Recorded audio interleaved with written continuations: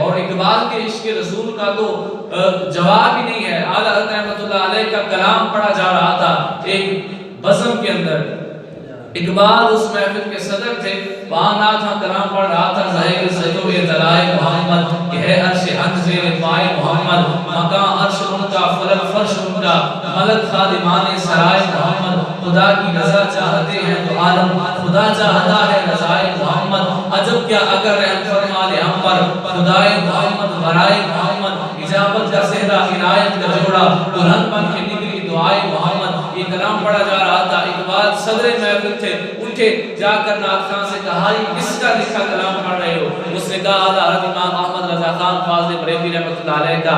کہا کلام انہی کا رہے، ایک شعر اس میں میرا بھی ایڈ کر لو، اب وہ شعر سنیں گے تو ایمان بجت کرے گا۔ اعلیٰ حضرت کا کلام یہ تھا ظہیر سجو طلائے محمد، یہ ہے عرش حق زیر پائے محمد۔ اقبال نے شعر لکھا تماشا تو جب ہو جہنم کی آتش، تماشا تو جب ہو جہنم کی آتش، جلائے خدا کو جائے محمد، تماشا تو جب ہو جہنم کی آتش، جلائے خدا کو جائے محمد۔ یعنی حضور صلی اللہ علیہ وسلم اپنی امت کے ساتھ پیار اتنا کرتے ہیں کہ وہ اپنی امت میں جہنم میں نہیں جانے دیں گے۔ تو ایسا ہر واقعہ اقبال رحمۃ اللہ علیہ کے عشق کا ہمیں مل سکتا ہے۔